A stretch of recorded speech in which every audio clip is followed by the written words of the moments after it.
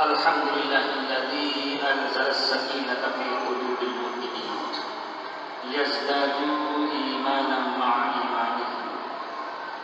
Asyhadu an la ilaha illallah wahdahu la syarika lah syahadatan mutahhiral qulub minal ghasyil la'in. Wa asyhadu anna sayyidana wa nabiyyana Muhammadan 'abduhu wa rasuluh al-mab'uts rahmatan lil 'alamin. Allahumma salli wa sallim wa barik ala sayyidina Muhammad wa ala alihi wa ashabihi ajma'in. Amma ba'd. Ya ayyuhal hadirun, usikum wa nafsi bi taqwallah faqad fazal muttaqun. Kama qala ya ayyuhalladzina amanu taqullaha haqqa taqwa la'allakum turhamun. Wa qala Allah ta'ala fil Qur'anil 'azim. A'udzu billahi minasy syaithanir rajim. Ya ayyuhalladzina amanu kutiba 'alaikumus syiyam kama kutiba 'alal ladzina min qablikum la'allakum tattaqun. Shadaqallahul 'azim. Hadirin jamaah Jumat rahimakumullah. Puji syukur kita haturkan kehadiran Allah Rabbul Jalil. Salawat taslim kita sanjungkan pada Rasulullah sallallahu alaihi wasallam, Rasul rahmatan lil alamin.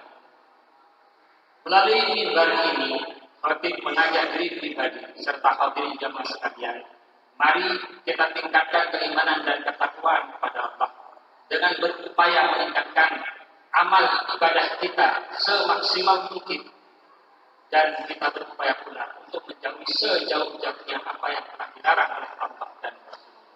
Insyaallah dengan cara seperti ini, maka kondisi keimanan kita akan stabil. Bahkan insyaallah seandainya kita bakar pada saat kita memelihara keimanan itu, hakul yakin kita bakar dalam keadaan seperti ini. Jamaah Jumat rahmatullah. Rasulullah sallallahu alaihi wasallam dalam hadisnya atau berani menyampaikan bahwa man fariha bi dukhuli Ramadan harramallahu jasadahu min.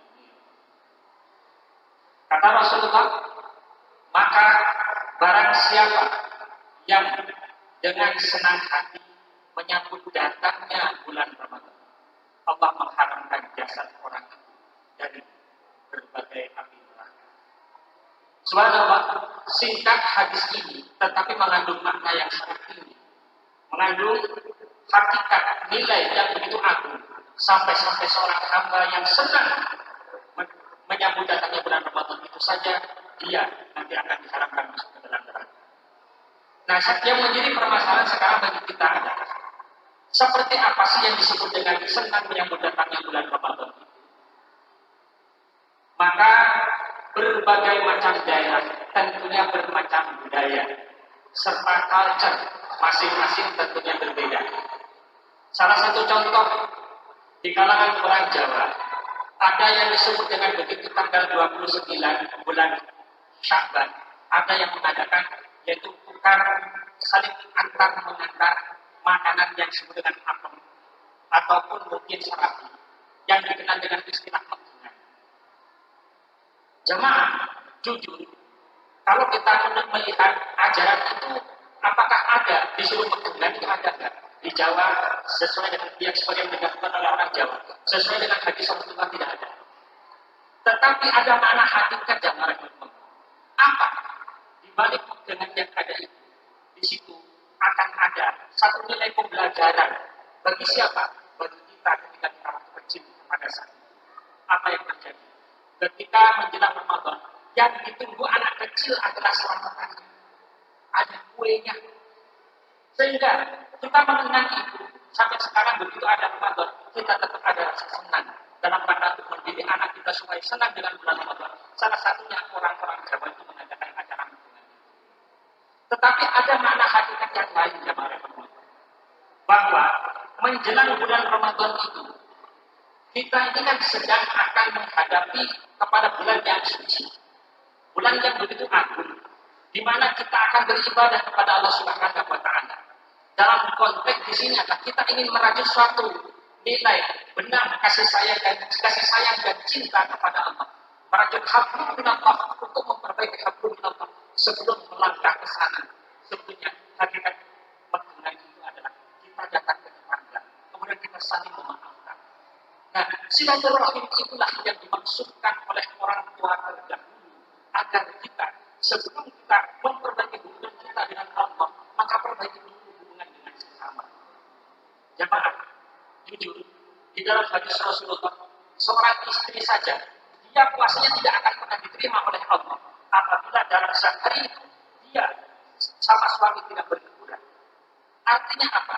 Bahwa dalam pelaksanaan ibadah kepada Allah, semua ibadah kita itu nanti akan menggantung. Kalau semuanya kita tidak baik dengan saudaranya, semua apa yang kita lakukan kepada Allah itu akan menggantung. Kalau semuanya kita masih suka bermusuhan dengan tetangganya, Allah tidak menerima amal ibadah kita itu. Makanya orang-orang terdahulu kemudian ada mendengar itu. Tujuannya adalah untuk saling antar makanan, kemudian saling memaafkan antara yang satu dengan yang lain. Sekaligus disebut ada nilai infak dan sedekah. Namun budaya itu lama-kelamaan sudah hampir tiada, bahkan hampir punah. Insya Allah, kalau sekarang gak usah nggak pakai apa. Minimal kita mungkin anjang sana berkunjung ke tetangga sebelah karena kita mau Ramadan, ayo kita bermaaf-maafan. Jangan menunggu datangnya Idul Fitri. Kenapa? Kelamaan. Kita sudah capek-capek ibadah, tetapi ternyata puasa kita itu menggantung dan tidak diterima oleh Allah hanya karena kita tidak baik dengan sesama.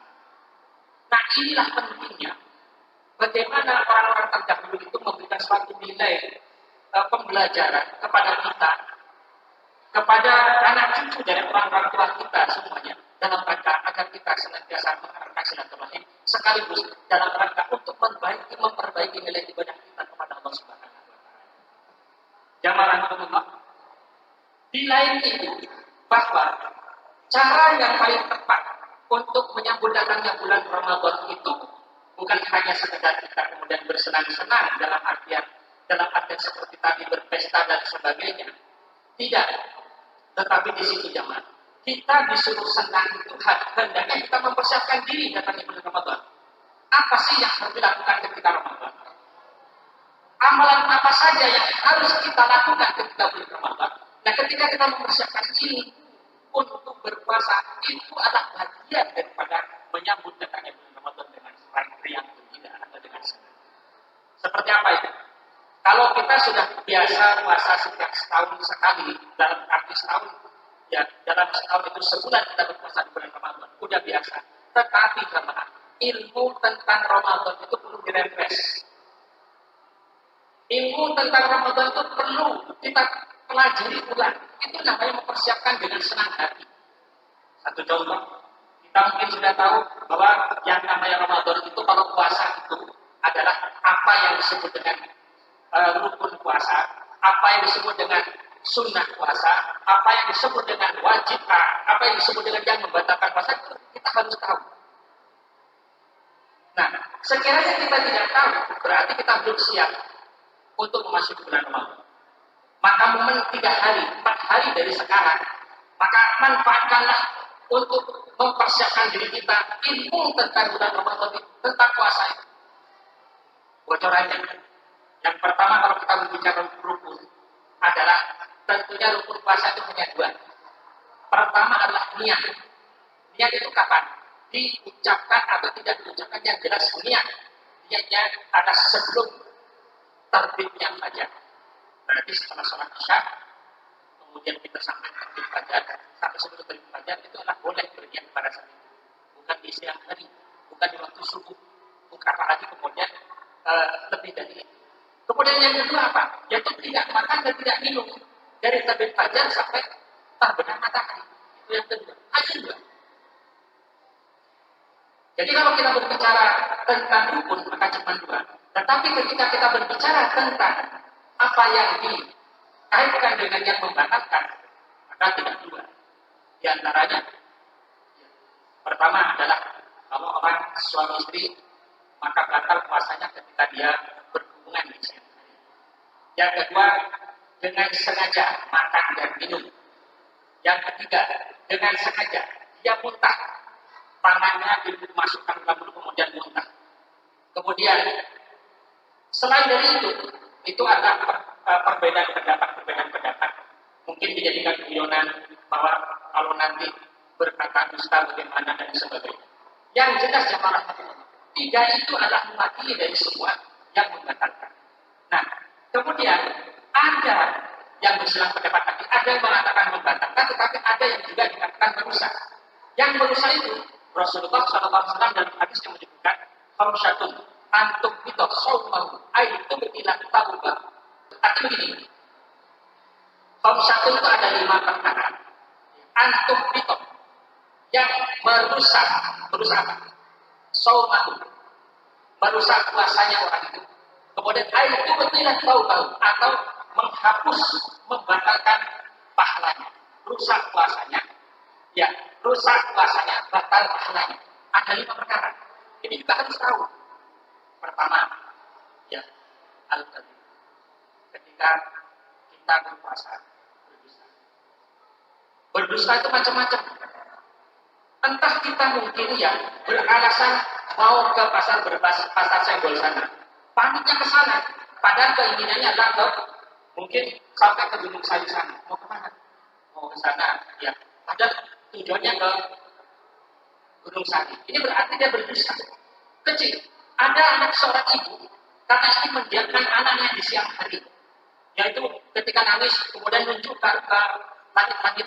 Kemudian mengatakan, dia cecak, karena nggak ada cecak. Itu juga merusak puasa. Ada seorang ibu, ketika anak kecil, anaknya dia minta es. Kemudian dia tahu bahwa di depan itu ada orang jual es di warung sana. Kemudian kalau siang ini nggak jualan dia, bohong lagi. Itu semuanya akan merusak puasa kita. Ya, walaupun merusak pahala puasa kita, walaupun puasa kita tidak batal. Memang puasa kita tidak batal, tapi rusak. Namanya rusak apa? Yang terjadi nanti akhirnya kambing ini laisa lahu min siyamihi illa al-ju'wal aks. Banyak orang yang berpuasa, tapi dari puasanya itu dia tidak mendapatkan apa-apa, tapi hanya lapar dan haus.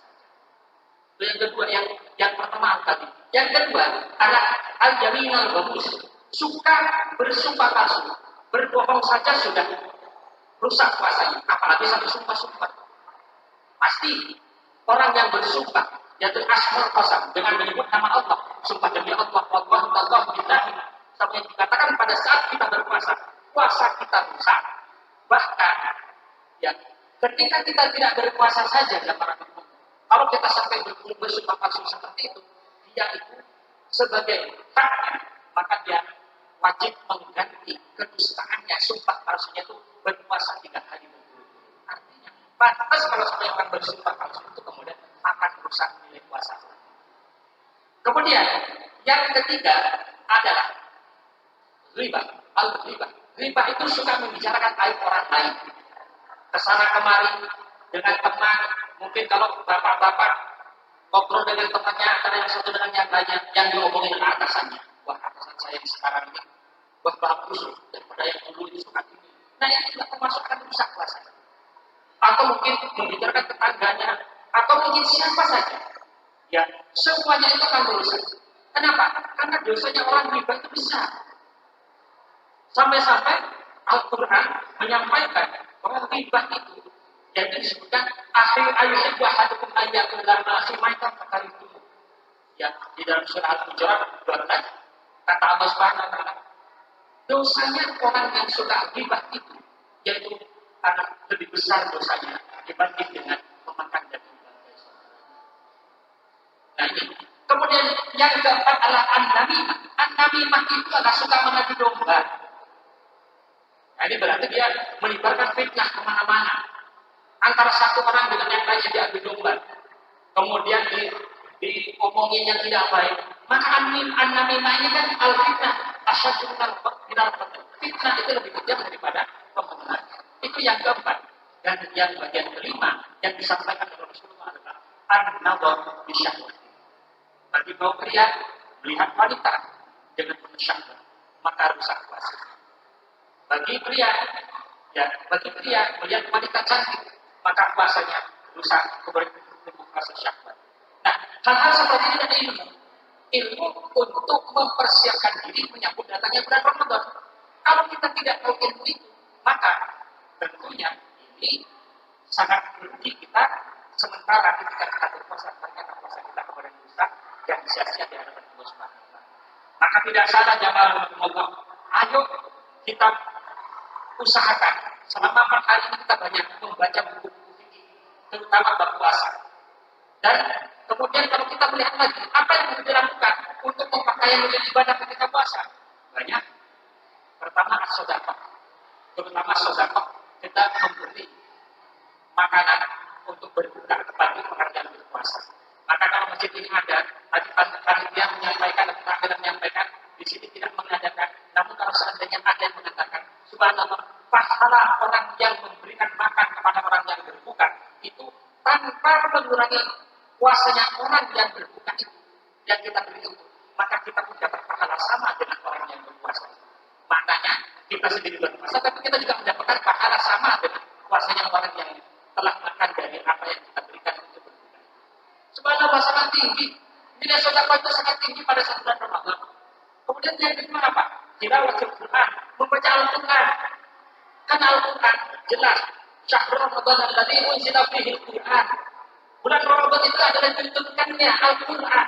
Maka kalau kita sampai melazimkan membaca Al-Quran di bulan Ramadan, apalagi sampai menghatamkannya, sungguh sangat luar biasa. Itu ada kebiasaan-kebiasaan yang dilakukan. Kemudian yang kedua kita apa lagi? Yaitu qiyamul lail, yaitu melaksanakan salat tarawih, salat malam. Ya. Dan tentunya ibadah-ibadah yang beribadah yang lain, seperti mungkin saling menolong antar sesama, saling mengingatkan dan sebagainya.